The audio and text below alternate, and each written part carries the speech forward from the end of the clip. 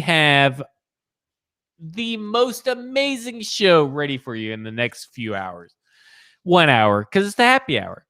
I have Mike Miracles here in his Iowa shirt. What is this shirt that we got going on? USA basketball shirt. Come on. Sorry. I just saw the red. I saw maybe just a little bit. It's here or there.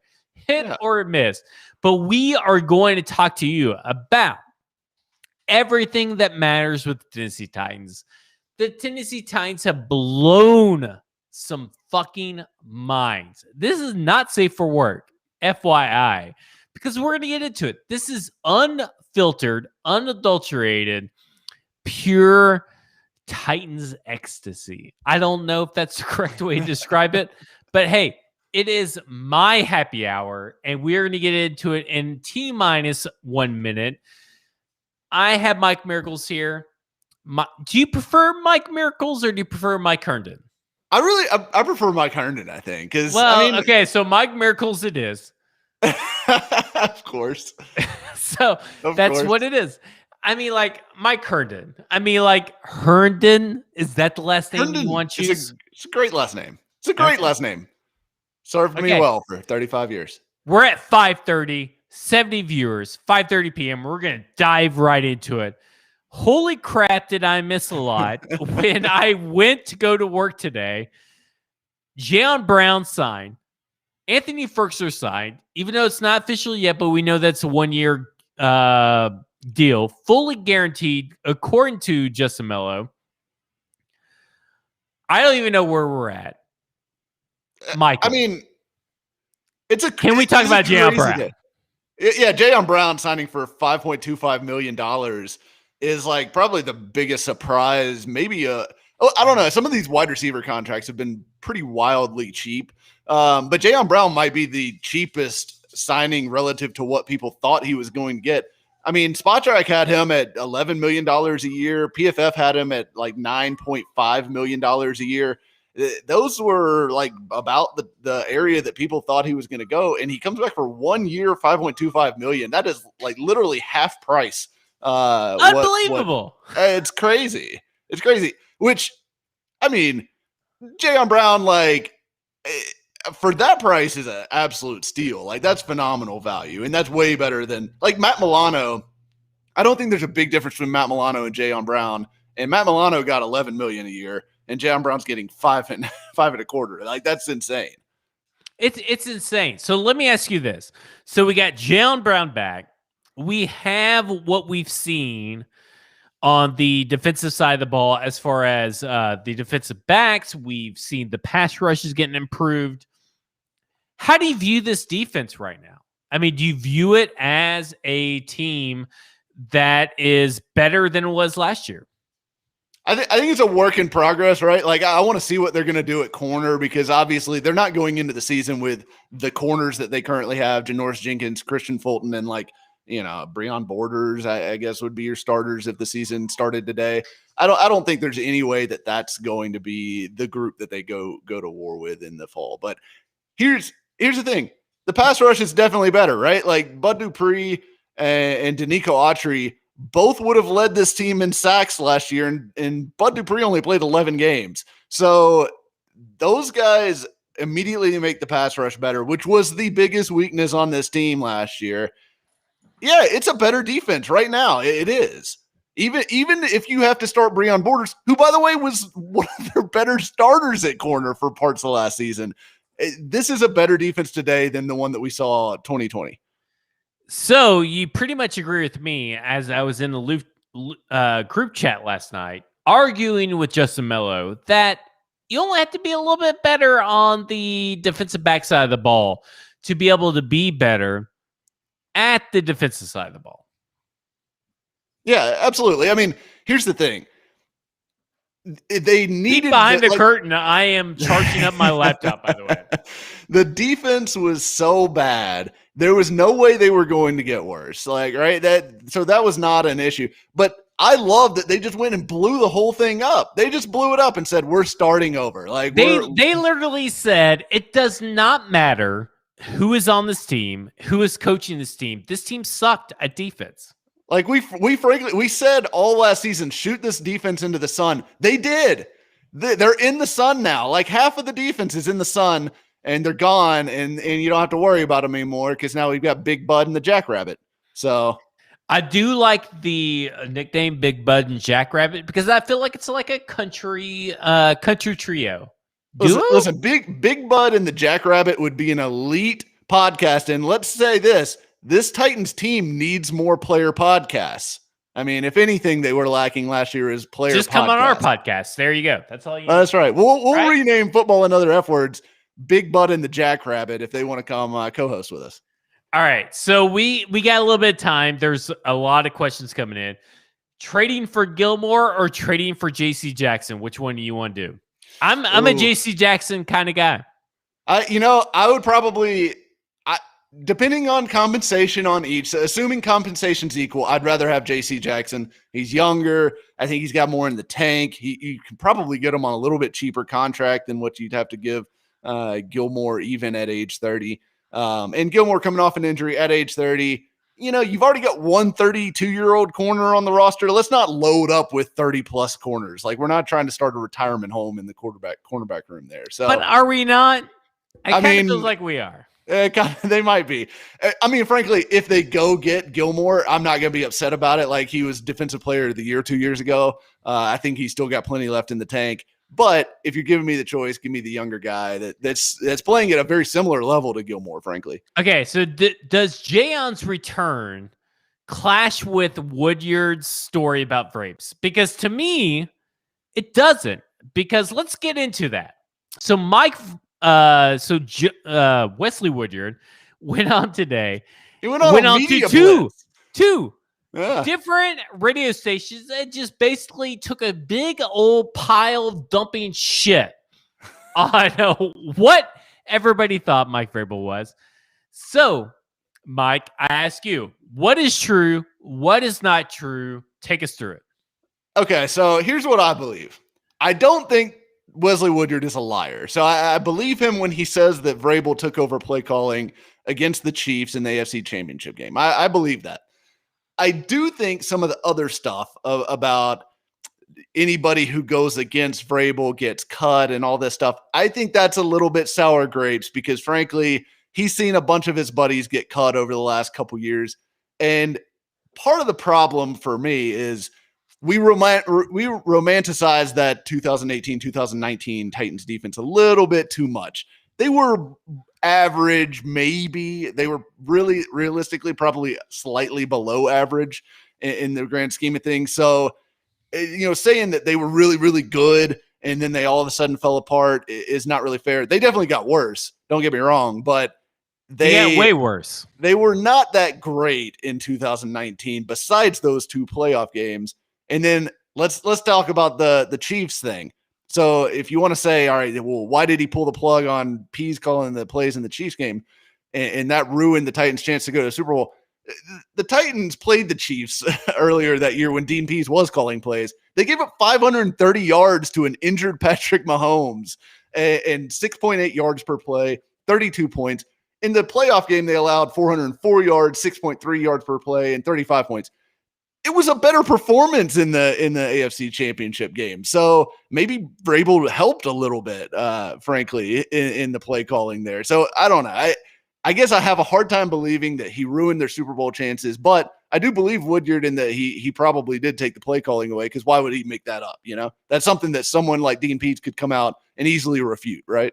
So let's get into it this way. So we got Adoree Jackson gets cut. Boom, he's gone. Do you think that he is the fault guy in all this? Adoree? Yeah. I mean, do you think he's a good player or do you think he's worth 10.2? Here's the thing. I think Adoree is a good player. I think he was a good player. In 2019, I think he was a good player. He's an above-average cornerback. I think you saw, kind of all right, is the light starting to come on for Adoree Jackson a little bit? The athletic stuff had always been there. But I do think, the injury and how he came back from the injury and stuff like that. Terry McCormick obviously reported that it rubbed the Titans the wrong way in the building, kind of some of the stuff with the injury. Who knows? I have a hard time, sorting all that out. But I do know that when Logan Ryan had his radio show with the Midday 180 on 104.5, he talked about and he made comments about Adoree Jackson a few times saying, oh, Adoree rolls in at 7:59 for our 8 o'clock meetings. He would talk about how he and Bayard, and Vaccaro and some of these other guys were always in the building early trying to get extra film study in, stuff like that. And he would kind of joke about Adoree rolling in last minute and stuff like that because he's just such a laid back guy. I think stuff like that, when you all of a sudden are injured and then not playing well, that's the kind of stuff where it's like, okay, you can get by with it when you're playing well and you're performing. But as soon as the tables start to turn, that stuff becomes really annoying. Like, you're not coming in and putting in the extra effort. You're not coming in maybe to do all the rehab that we want you to do, whatever the case may be, whatever frustrated them with his rehab last year. I think there's some stuff with Adoree Jackson where maybe they were like, this guy's not all in enough for us. And that's part of the reason they decided to go a different direction. And of course, the other thing is $10.2 million is a ton of money in this salary cap cycle, especially. And that'll pay for, a couple free agents. You might be able to get Bud Dupree's cap hit and Janoris Jenkins cap hit in under that number for 2021. So that's a big part of it too. I'm going to ask you a few questions and we're going to go rapid fire. I mean, I'm like not good at rapid fire. Well, I know you're not because you love to talk like 30,000 times. I can't shut up. I don't even know what just happened. Anyway, so here's what we're going to talk about. I know there's a question on the screen. Doesn't matter. 1, is Mike Vrabel's ego a problem? I think a little bit. I mean, like, how's a little bit? Is it cost you 2 to 3 wins a little bit or cost you a whole this was season? rapid fire, Zach. Why? I'm asking you a second question. I don't think it's costing them wins, frankly. I mean, I think it's maybe annoying some people in the building. I think it could be annoying if they start losing, but they've gotten so better rapid each fire. year I'm cutting you off. I'm cutting you off because it's now you want rapid fire. Rapid fire. Here we go. Do you think that Mike Vrabel cost the Tennessee Titans the AFC Championship game by not letting Dean Pease call the defensive plays? Absolutely, 100% unequivocally no. Like, no way he cost them that game. Like, come on. Are you serious? Like, they're the Chiefs. They did that to everybody that postseason. Did they? They did. They were down early in every playoff game, and they came back and trounced every team that they played. So, all right, whatever. Okay, next rapid fire question. Do you think that Jayon Brown and David Long are the future, or Rashaan Evans and Apollo Rocks are the future? Rashaan Evans is not the future. That's all I really know. I don't know if you can play Jayon Brown and David Long together because they're both kind of undersized guys. But I wouldn't mind seeing it a little bit more. Frankly, I wouldn't mind seeing a little bit of a platoon situation. The Titans didn't used to have 2 linebackers that played every snap, right? Jayon Brown, when he first came into the league, he would play like 50% of the snaps. He would rotate with, I think it might have been Woodyard and Williamson at the time. But they used to have a little platoon system set up. I'd love to see them go back to that. Get David Long some snaps. Get Rashaan. If there's a chance of them passing the football, get Rashaan Evans out of the game. Like, he doesn't do anything for you when the other team's throwing the football. Is this because I got Rashaan Evans right and you got Harold Landry wrong in the first round draft pick? All this. What? My hate of Rashaan Evans? Yeah. It's because he has never seen a play action fake that he wouldn't run through a wall to go get out of the passing lane for. That's why I don't like Rashaan Evans. What are you drinking? It is happy hour. What are you drinking? I'm drinking Diet Dr. Pepper. I'm a dad. Do you all see that I have been drinking beer since like 2 p.m. I can tell.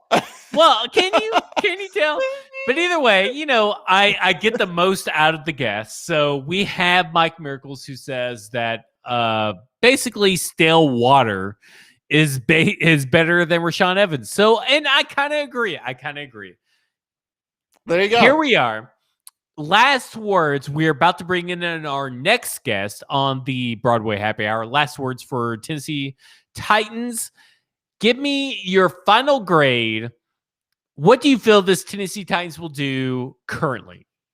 What are they going to do currently, as far as next in free agency or next season? Hey, both, blank all of the above. canvas. All right, here's what I think they're going to do. I think they're going to go get a receiver. I think it's going to be Will Fuller, your boy. And I think they're going to make a splash move at corner. I think they trade for one of the three guys, like J.C. Jackson, Stephon Gilmore, or Kyle Fuller. I think they make a trade, they sign a big-time wide receiver, and that's their big moves. Like, that's it. They go into the draft. Maybe they look at right tackle. Maybe they look at corner. Maybe they look at wide receiver. There's options, right? All those positions are pretty good at the top of the draft. I think that's where they go. And then as far as the season goes, I mean, I've got to see what they do with the rest of free agency and what the roster looks like a little bit more. Because right now you're starting Cam Batson as your wide receiver too. That's going to be trouble, right? Like that. I like Cam Batson, but I like him a lot more as like a wide receiver 4, not a wide receiver 2. So let's see what happens. But if they do what I just said that they're going to do, they're going to win the division. They're going to win 12 games, and they're going to be back in the mix in the AFC playoff picture. Mike, why do you think we're not employed? Why are we not employed? I'm very employed. By the Tennessee Titans. Oh, by the Titans. I don't know. I mean, obviously, we balance each other out. So if you put us each, into a draft room, we can watch it and do all that kind of stuff. Why are we not employed by the Tennessee Titans? I don't know. Has there ever been a tandem GM team before?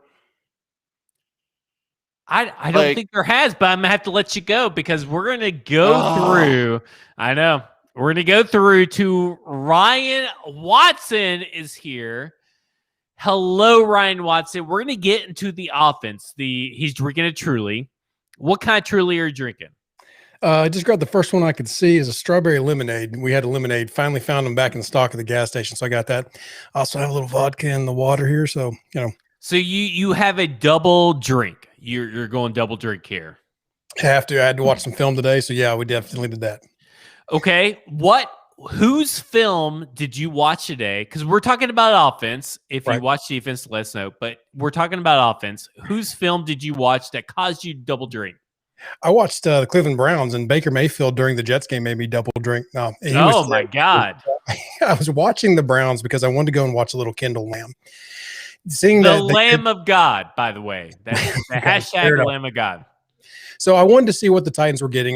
There was he hadn't been a full-time starter since 2018. It's even questionable whether he's full-time back then. I think he played in 13, 12 games, something like that. No, it's 13 games. He was injured in 12 games in 2019. So last year he did fill in for the Jets game, started the whole game, and then against the Steelers in the wild card round, he came in for an injured Conklin and was able to produce fairly well. So I wanted to see what he was. I wanted to see. I didn't want to just read the blurbs and say that he wasn't a part of their future or anything like that, because that could mean a bunch of different things. Maybe they just had guys they liked better in those spots. They were better contract wise, whatever. Maybe they just didn't want him around because he was going to be a backup on that team. I wanted to see if he could start for the Titans. I got to say, I was actually surprised pleasantly with what I saw. Mostly because he's a lot more athletic than I thought he'd be. He's got a quick first step in pass pro, and that's the thing with this Browns. I was hoping to see a lot of run blocking given their offense and with Chubb and everything like that. Majority of what he was doing was pass setting or blocking backside for runs or setting up draws. So didn't really see a whole lot of that one-on-one power blocking, but I don't think that's his game. And I think if you're expecting someone who can hold up against a power rush, that's not going to be him. So back to the Jets game, he was left tackle most of the game, gets Basham. So I think that's important to know who he was going against. But he held up well. I had him for 2 negative plays the entire game, one of which was questionable whether it was his fault or not, but 2 negative plays where he gave up 2 sacks. Can I interrupt you for a second? Sure thing. So here's what I want to talk about is that, like, and listen, this is not against Greg Cosell, and this is not against anything he says. But Greg Cosell's the guy that said that Derrick Henry would not thrive in an outside zone offense or a zone running offense, even though that's what he, ran at Alabama, and he went for 2,000 yards at Tennessee. He is down on Kendall Lamb, saying that he's not great in pass protection. In fact, in my opinion, I thought that for 900 some odd snaps that he did pretty well in pass protection. I know you may not got through the full 2018 season, but is Kendall Lamb that far off from, Dennis Kelly? I love Dennis Kelly. Let me just put that out there. I am sad to see him go. Everybody loves Dennis Kelly. I understand why they moved on. That being said, I don't think it's that far off. Dennis Kelly struggled in pass protection a little bit at times. He had the ability to settle his feet. He would get because he's such a tall guy, he would overextend his head a little bit too much in his punch and be able to get guys work around him. Kendall Lamb is almost the opposite, where he's almost too technical. He's not a power guy. He's not aggressive. So in pass protection, what I saw was a great kick slide. What I saw was a good use of his hands, not overpowering, mind you, because I think he's still susceptible to the bull rushes, which is why TJ Watt was able to get him on the first play he was in that wild card game. But he does very well. He also what is very instinctual. And that's the thing you got to remember is you're getting a guy who's been around the NFL for a few years now.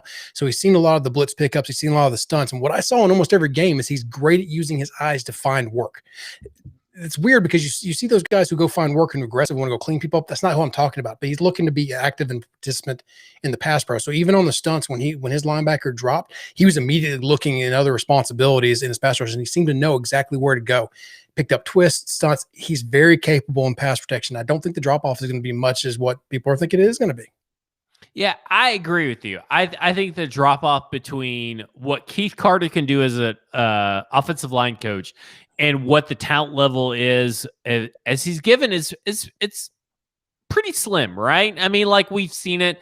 We all know that at some point that we wanted Keith Carter fired, but he is probably one of the best offensive position coaches ever. Right. I mean, maybe not ever, but currently. He's doing a great job right now, especially with what he had to piece together last year. Let me ask you this. Ryan, you are an offensive guy. Jonnu Smith. What do you feel that we can't make up with Jonnu Smith, letting him go? You can make up Jonnu Smith, but you're going to have 3 players to do it, in my opinion. And it's just, I think you had a tweet a few weeks ago that was like, you can stand 3 people on top of each other. Maybe they'll equal or now you got me doing it. Jonnu Smith. The problem with Jonnu Smith and losing him is he's kind of the all around guy. And he was hampered last year due to a little bit of an ankle injury right as he was getting hot. And we were like, great, this is finally it. This is the athletic guy we were promised. He's picked up his blocking. He's versatile. He can be used in inline, in the slot, out in routes. Then Lawan goes down as well, so he's had to be asked to do a few extra things and chip, and those don't always show up in the stats that he's staying in and helping with those blocks. It's hampering his route choice, and especially with Tannehill where he was going. And let's be honest, with the season that Brown and Davis had, other guys are not going to eat as much. It's just, and with Derrick Henry getting the rest or the majority of it on the rushing, it is what it is. But he was very capable, and he was a big part of this offense in so many different ways that you can't see in just a stat book. And I don't think you can replace that with just one guy, especially when you go over and look at the free agent availability that's out there in tight end. It's just not there. Same kind of a guy. I mean, I've heard Kyle Rudolph and guys like that. Sure, they can come in and be good blockers, especially around the goal line, but you've kind of got that right now with what's coming back with Slape. He's a great block. He's a decent blocker and better than he is a pass route. And then Ferkser, who is more of just a big receiver. And that's primarily how he's used. To me, he's the replacement for Humphreys walking in this offense. I have a great question that's coming up, and you can see it right here on the screen. Was he really that good of a blocker? And I'm going to put in parentheses that last year, because I remember he struggled early on, and everybody remembers this, but do Tennessee Titans fans, or maybe just football fans in general, grab onto the rookie year narrative and just carry that with Jonnu Smith? Or what was Jonnu Smith, and you watched him, how was he as the blocker? So let me just back up here and start. I know that you're got some other things to go to, but real quick on Jonnu, I hated him early because I didn't think he was a good blocker. So I'm with you. I remember him struggling early as well. But remember, and this is why I don't think it's in the draft either, because more of the times than not, rookie tight ends take time to develop, especially in the run blocking development schemes and all that. Jonnu finally got to a point to where he was executing at a really good level. And that's the thing, is that if you're going back and you want to watch the film and you want to see the big 10 yards down the field block, they're not there. If you want to see him just absolutely dominating people and throwing to the ground, it's not there. What is there is he's getting his assignment done. He's looking for extra help by blocking 2 guys at once. Look at the play he got hurt on last when Derrick Henry had the monster run versus Jacksonville. He's holding up 2 edge rushers off the back end, and when he gets absolutely crashing from behind and destroys his knee. So, I mean, but he's there holding up the wall for Henry to get past him. If he doesn't make that block, Henry doesn't make that run. It's just that simple. Henry needs to get going. So Jonnu, where he didn't have the highlights, you got the things that Kittle laughing at people, he's just blocking him, stuff like that. He may not have that. He's a very capable blocker, and he did his job. Very, very rarely was he a source of pain in this offensive blocking scheme. Okay, let me ask you this. We're going to get to Dennis Kelly here in a second, but I want to ask you, if you could pick one wide receiver, including Kenny Golladay, which I believe has not signed with the New York Giants, and you may want to let him go. One wide receiver that's going to fit this offense. Which wide receiver is that? Because I already thought Kenny Golladay was gone based on what was going on today. Yeah, I've been honed in on Curtis Samuel for a while, because I think that you can go find a Corey Davis.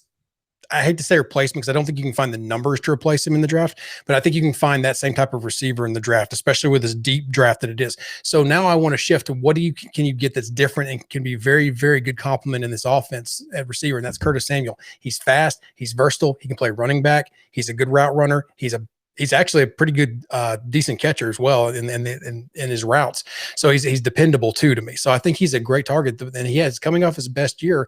He's coming off his best year because he's been a little under McCaffrey's shadow in Carolina. And this year they had to rely on him more. He was able to still produce in that, being one of the top guys. I love it. And I'm a big Curtis Samuel guy. And let me say this, because you got Curtis Samuel. He is a supreme upgrade over Adam Humphries. I agree. Barring injury, right? I mean, is all injury thing. But you got to have a wide receiver too. And I'm with you, like Rashad Bateman, all that kind of stuff. We have 5 minutes left with you. And so I'm going to ask you, we're looking at Jonnu Smith. We're looking at the state of this offense. How do you view the state of the offense currently?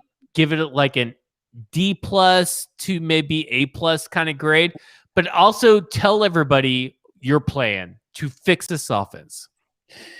So right now it's a C- for me, just because there's too many holes complementary where this can solve. Because right now, if you go into the season as AJ Brown, he's going to be doubled. It's going to be a nightmare. You're going to then have the stack box.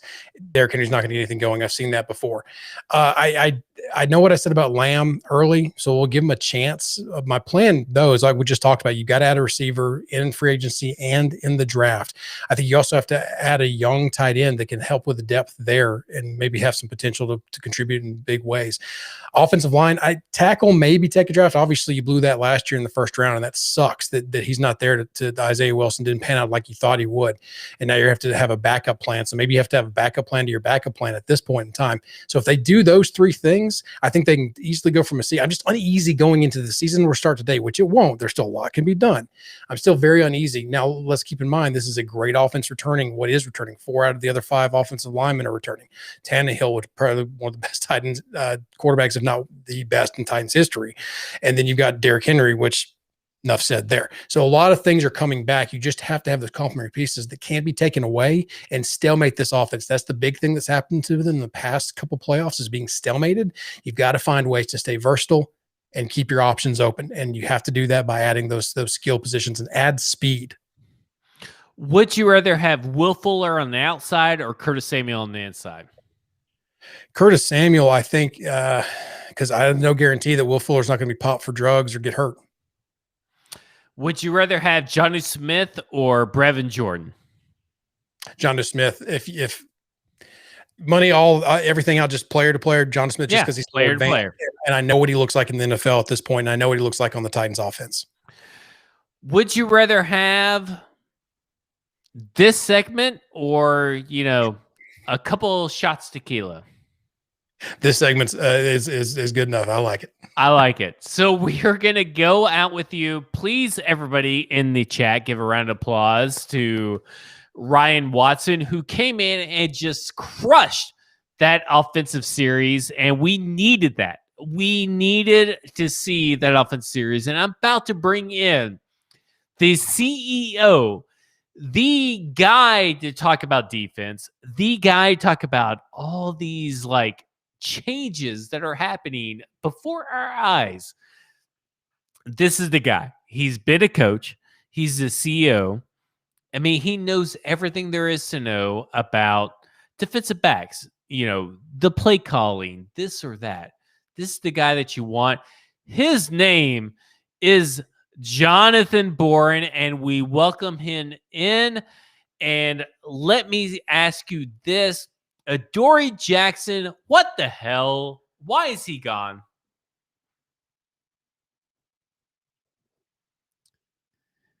And he is talking without volume, so that is really throwing us off. See, there we go. There we go. I had to test you. You're having a little bit of fun here, so I just had to mess with you a little bit. Yeah. But I think what you saw there is the belief in Christian Fulton. Look, you didn't see a lot of him last year, but you're always looking, and they've said it since they got here. You're looking to get younger. You're looking to get cheaper, and frankly, when you look at those defensive backs, everybody looks to, they're got to replace Adoree Jackson. They got to replace these guys that they've lost. Really, comparing it to last year, you really only got to replace Malcolm Butler, and that's not a hard thing to do. That is a hard thing to do. Don't get me wrong. He was arguably the best player on the defense last year, but Adoree Jackson was a non-factor. And I've said all offseason, look, if this defense is just bad, they may be in the Super Bowl and win it. And unfortunately, they were historically bad. So when you have the opportunity, get cheaper. No, I am with you. So I view the wide receiver situation, the defensive back situation, the same kind of thing. What are you drinking today? Well, you can imagine what it is, just some solid agua or vodka, whatever you want. I have to bring the professionalism here. So yeah, sure, whatever. Professionalism. Okay. Anyway, that's my boss telling me that I'm too drunk to do this podcast. Anyway, here's what we're going to talk about.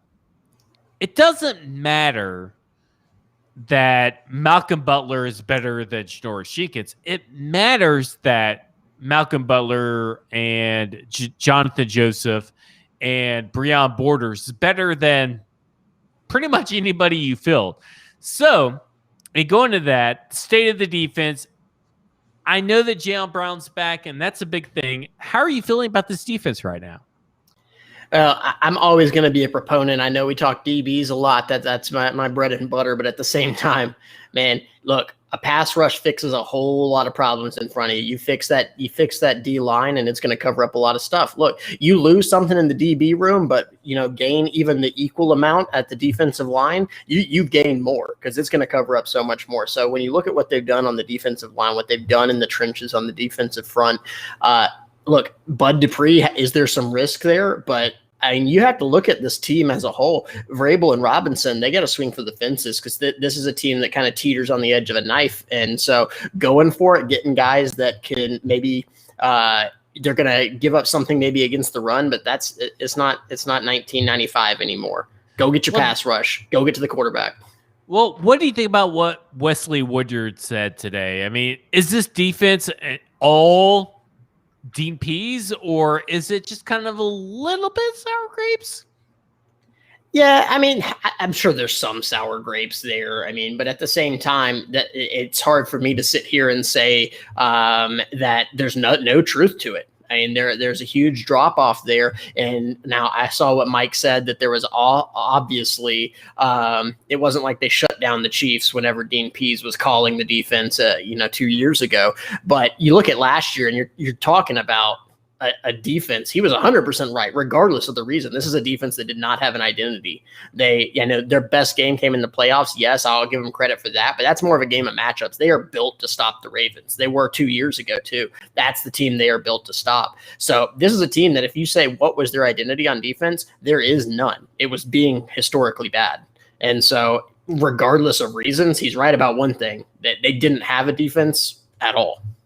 Well, if anybody tuned into any of the halftime reports or any of the after game reports with Broadway Sports Media, they would have heard that exact thing, because I heard it 15 weeks out of the year. I feel like this team has no identity. So we got rid of Adoree Jackson, who's apparently, for lack of a better term, lazy, right? Isn't that kind of what you feel like that's what they're trying to say?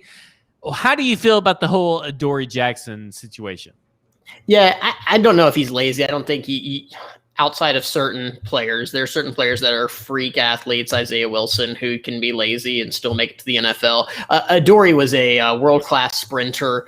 He is a supreme athlete, yes, but I wouldn't call him lazy. That said, he's not a guy who eats, sleeps, and breathes football. He's a little bit of a character, and he's not going to be that hard-nosed football player that I think Vrabel really wants there. So I am sure when it came down to the injury, there were reports that he wasn't exactly toughing it out the way that maybe some guy like Vrabel would like.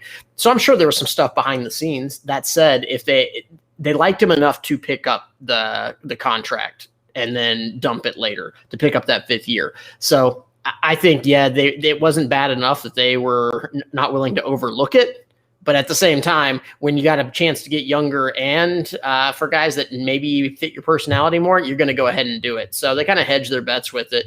I don't think he's lazy, but I also don't think he's exactly what they're looking for. Okay, do you think this defense is currently better or worse or the same what you saw last year? I think they're better on defense. I think, you take, like I said, pass rush over everything. They'll cover up bad defensive backs. I think I talked about Christian Fulton, but Amani Hooker was in a position to kind of step up. So he's a better athlete than what Vaccaro was at this point in his career. So, I think they're better. At best, they're a push. At worst, they're a push. But this is look, you had Bud Dupree. You add, D'Amico Autry. I think that in and of itself, you're the exact same at linebacker, which that's a whole different story that we can get into. But yeah, I'd have to go with that. They're better, assuming Christian Fulton is not a complete bust, and I don't think he is. Well, okay, you say you don't think he is, but this guy hasn't given you reason to think that. So is this like still projection? At what point do you say that? Okay, maybe he can be, but it's also just like a complete unknown. What do you do? First off, what do you feel about Christian Fulton? And then what do you do? What's your plan B if you're the Titans? I don't think you're making your plan B yet. You got to have depth. That was something that they really struggled with last year. But talking about Christian Fulton, he's not a complete unknown. You got glimpses of him. You didn't get a ton because of the injuries, and that was the biggest thing. There's lots of talk about, is he going to play inside in the nickel? He's not a big-bodied guy, so playing inside, I thought, didn't necessarily suit him. So now he's going to get that opportunity to play outside, play what I think is his better position, because he is a good athlete. He got beat on some things, but a lot of those were more veteran savvy moves. He's a good enough athlete to stick with guys in man. And so I think that's something Christian Fulton showed a lot of potential. Is there some projection? Absolutely. Just because it's not and if he goes and gets injured again, I'm not ready to say he's injury prone, but there is something to be said about not being, you look at Malcolm Butler, he looks like a linebacker out there, and that's a DB. So Christian Fulton, he's going to have an off season to really get in the weight room, put on some extra size. But yeah, I think there's a lot to be excited with Christian Fulton.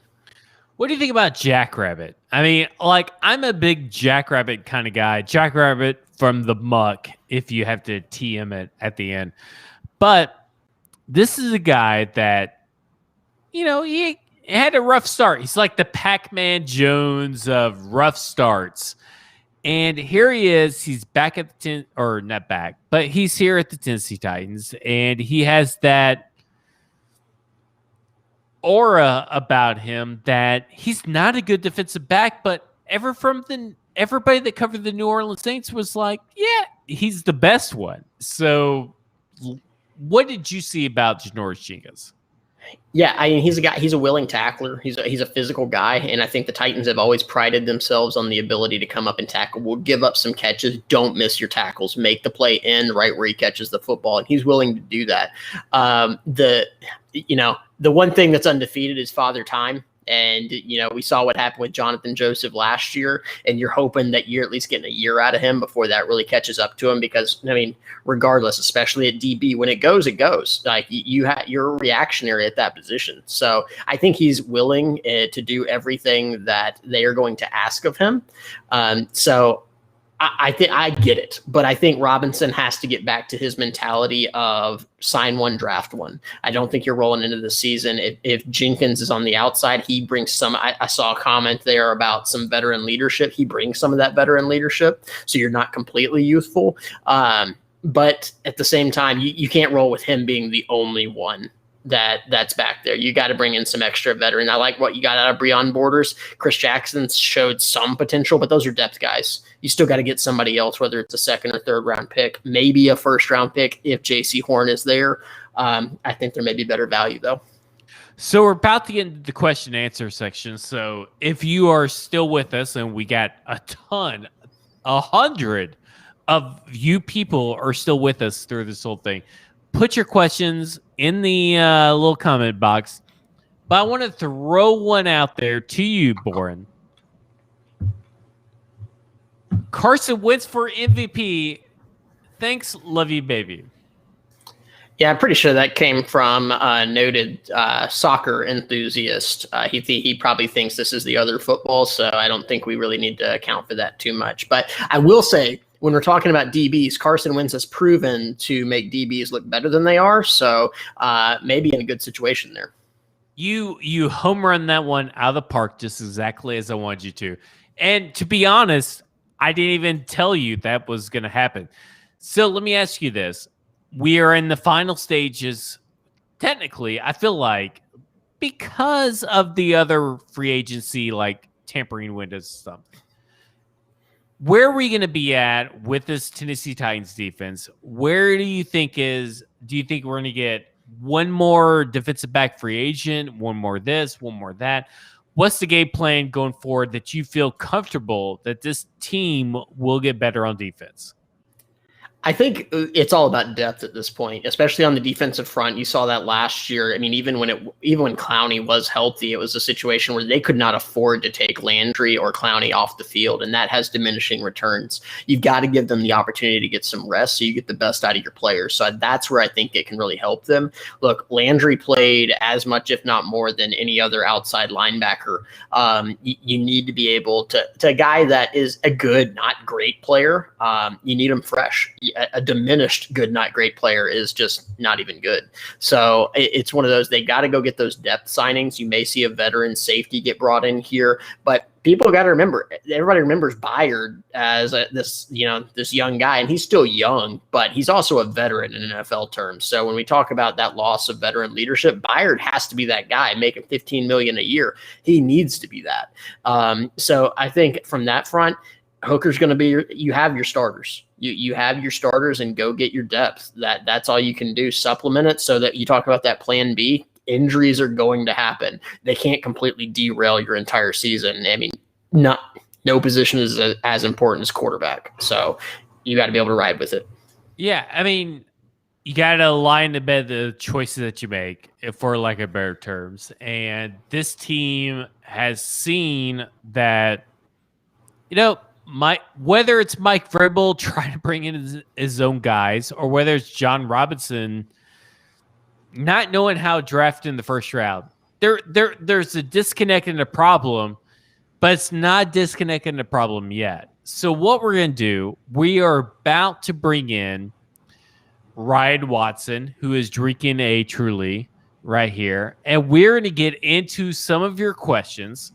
He stuck around. He has a great background. And can we talk about this for a second? Production is more than anything. I mean, look at this production. There may have been a little bit of a mullet. Was there a little bit of a mullet right there when you turned your head? Yeah, there's a little bit.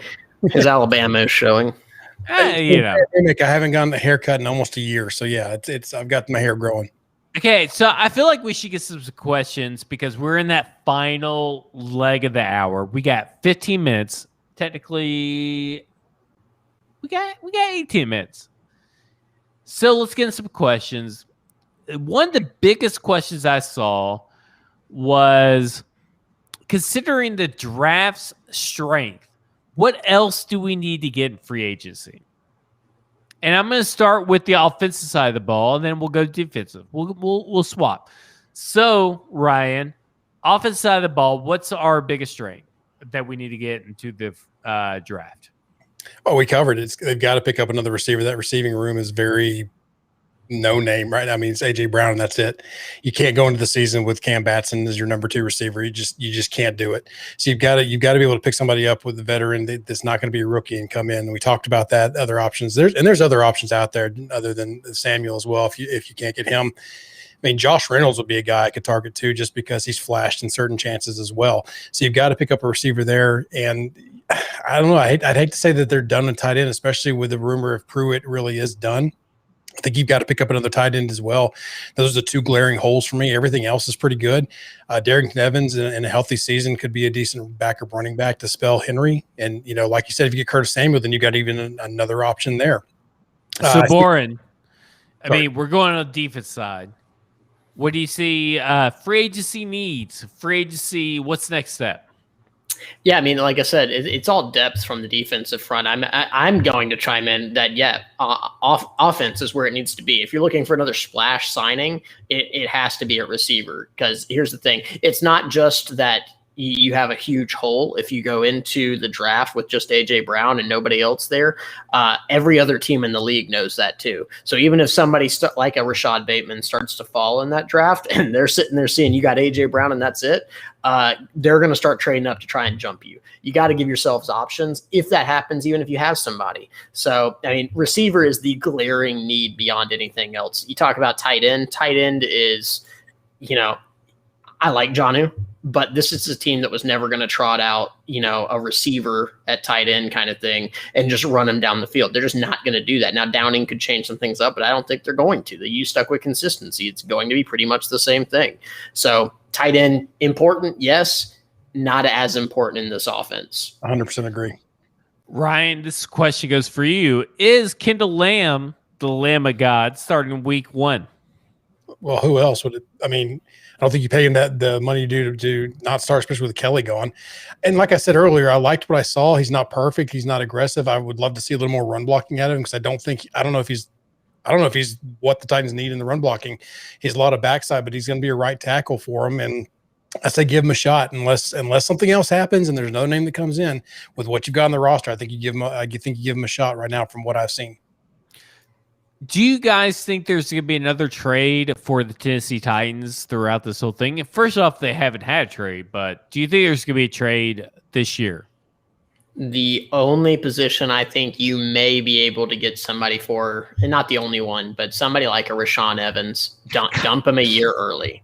And then, look, Long showed up. Yeah. Look, David Long showed up last year. Now you're going to send him back to the bench when Jayon comes back? Evans, he is great in certain situations. And after that, it's a heavy drop-off. Now, you could sit here and make the argument, and the coaches may, Jim Haslett may, make the case that, hey, he was learning, and now he knows more. He's gonna be able to play faster because he knows the things. But look, he's a prime candidate a year away from needing a new contract. Ship him off a year early so you get something. Yeah, I like that. Okay, so is J-Rob actually going to make some big moves? Or is it all going to be bargain basement deals now? You just signed somebody to an $80 million contract. I mean, I don't know how that's not qualified as a big move. You got to be smart about it. Get your big splashes, but he's not going to trade up. And you're not at that position unless you don't believe in Ryan Tannehill and you see somebody like a Zach Wilson dropping. That's just not going to happen. I think you've seen the biggest moves. I think they're clearly playing the bargain game at the wide receiver position. Yep. Is that it? Yep. Is that all you got? No, I agree with that. You spend money on the key parts that are coming back. So you have to be smart about it now. So I don't want to call them bargain basement deals for sure, because I think you've got to find smart deals. And that's what they've done with some of these cuts. They're just trying to find smarter ways to create money and to be able to get younger in certain areas. Especially when you look at what you're losing off of your value for what it costs, right? Is what you're losing worth the pay cut? Is the difference really that much? And I think that's what very much the mode they're in with some of these decisions that they're making. So yeah, there still could be a couple more mid-range type moves here. I would be shocked if they made a trade for like a big time corner or something like that out there, but I would welcome it. But I don't think you're going to see that based on what's been happening so far. Let me ask you a question. So we got Rashaan Evans, who is a divisive subject among many Titans fans. We still have, contrary to popular evidence or belief, that there are Rashaan Evans truthers out there. And now, Ryan, to be full disclosure, you're an Alabama fan. I am an Alabama fan. We both kind of expected a little bit more out of Rashaan Evans at this point. But let me ask you this. Rashaan Evans, did this kill the team? Did this change the course? Is this the butterfly fart in the wind that has changed everything about the Tennessee Titans? I like Domsky. When you're saying killing the team, I mean, you killed that game, maybe. I mean, maybe we can say that game was killed. I mean, that was definitely a big momentum shift right then. Killed it. I know. I think his play this year killed a lot more than that play did that year. I mean, he just was. I mean, go back and look at, if you want to be sad, go and read Superhorn's defensive breakdowns. And he didn't just, it wasn't one as a hammer fest on Rashaan Evans. It was pointing out that the guy just doesn't move in the open field. He plants his feet. He lets things come to him, and he's not reactive. I've never seen someone who is so good at goal line and being able to be instinctual and go like a Scud missile to be in the middle of the field and just wait for everything to happen in front of him before he decides he's going to move an inch.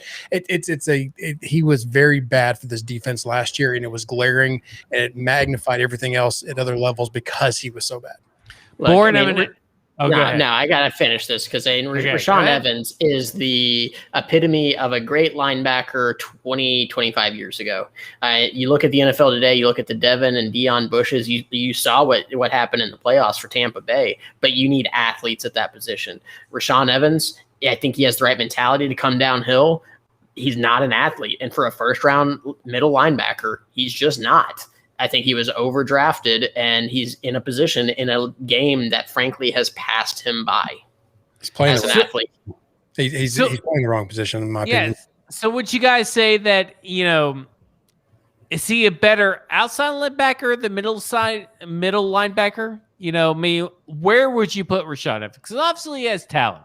Let's not misconstrue everything. This guy is big, he's fast, he has some instincts. This guy can play defense. Where are you going to put Rashaan Evans to maximize that talent?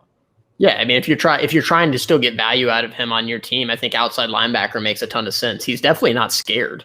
I mean, he's not scared to go forward. The problem is whenever he has to drop back, whenever he has to play in space, that's not his strength. So give him, even though we do like to see Harold Landry playing the slot cornerback.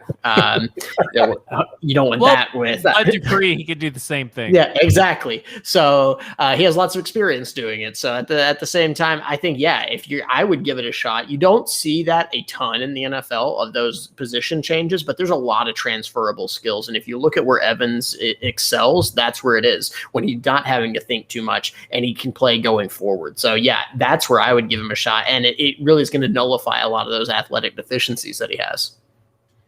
Yeah, and I think that when he came to Alabama, he started off as an edge type player. So he started there, and they moved him to the middle of the field to try to help, and that's where he got drafted off of, obviously. But I think that he was built to be an outside type rush guy, and coverage, you got to cut out as much of that as you possibly can. So put him on the line, let him rush, let him get after it, and let him use those instincts when he doesn't have to think, because when he does have to think, cement on his feet, and he doesn't move. Okay, so let me ask you this. We got 8 minutes. If you had to pick 2 offensive players in free agency and 2 defensive players in free agency, Ryan, tell us the 4 guys that you're going to take. The 4 guys? Well, it's 2 and 2.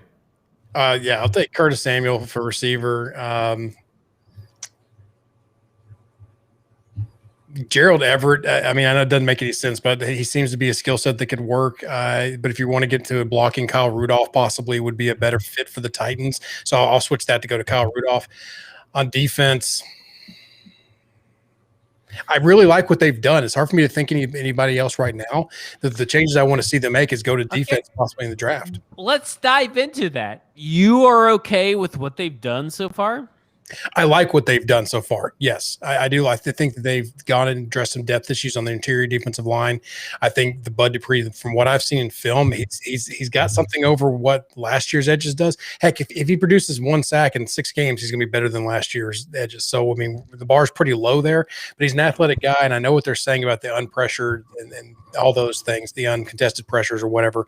But he's got some secondary moves, and that's my problem with this rush over the past couple of years.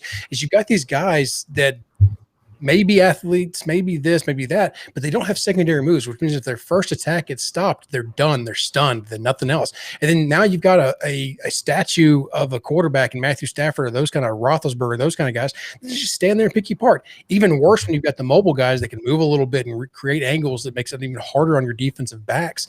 Now you've got to get some guys that can win at the point of attack and have those secondary moves to put pressure on those guys and not give them all the time world. And I like what they've done there. And honestly, Autry does that as well. So, I mean, I do like the 2 pieces they've added for their defensive front.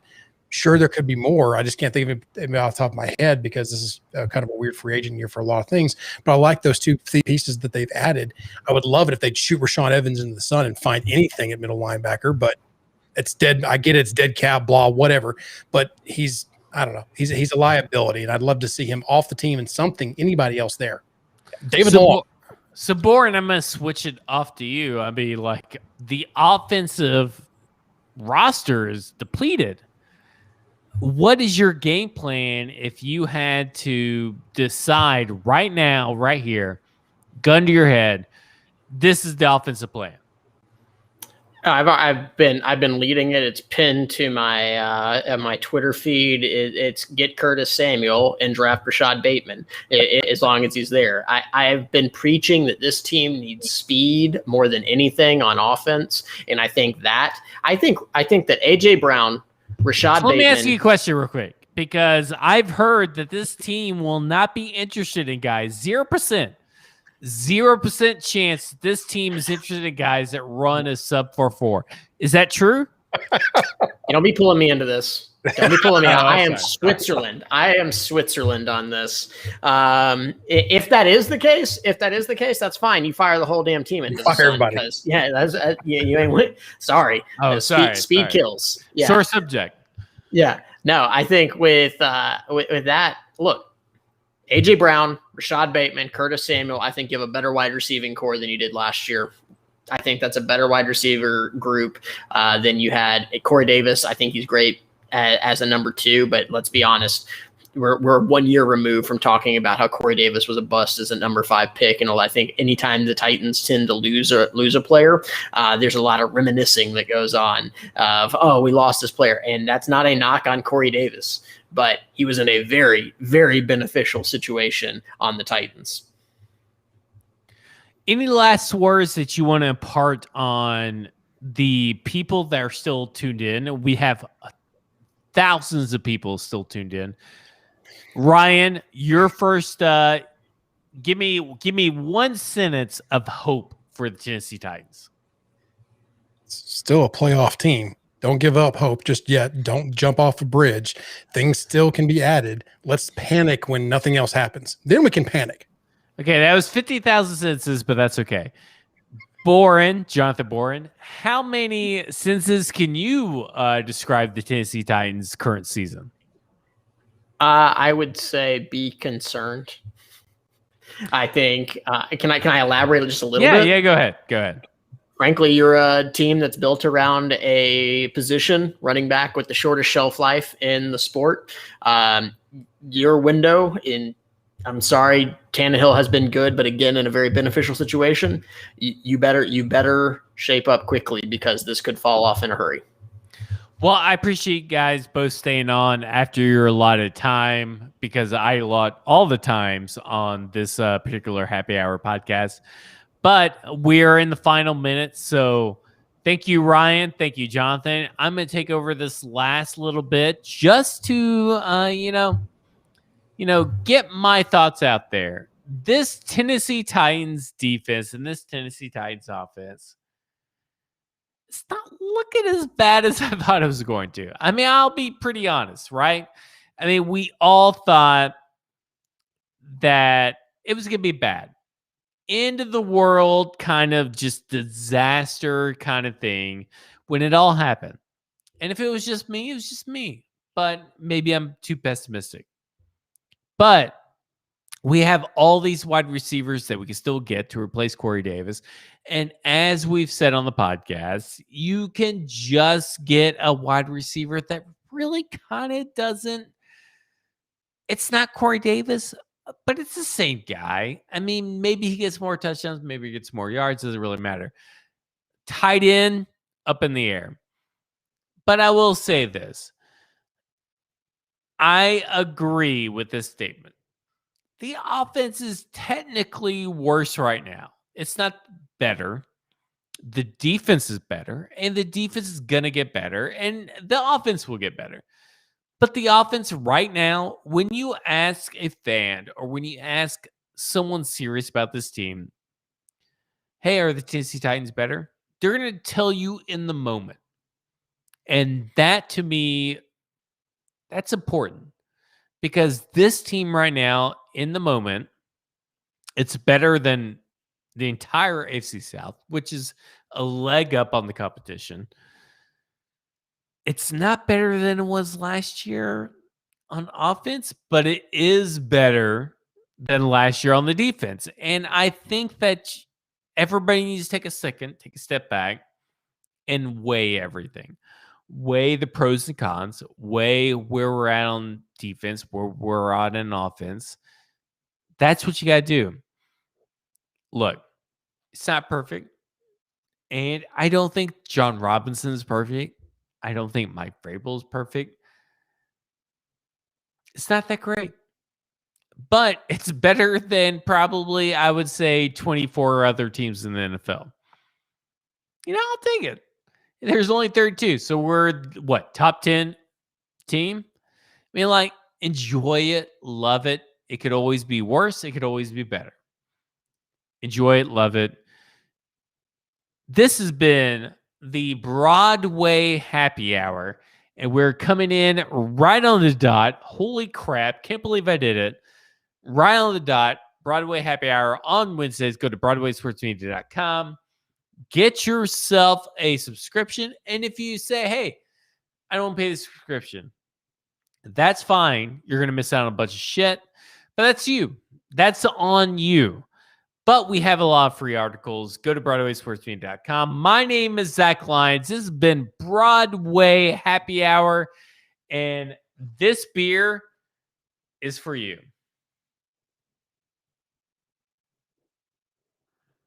Oh, there's another one. This beer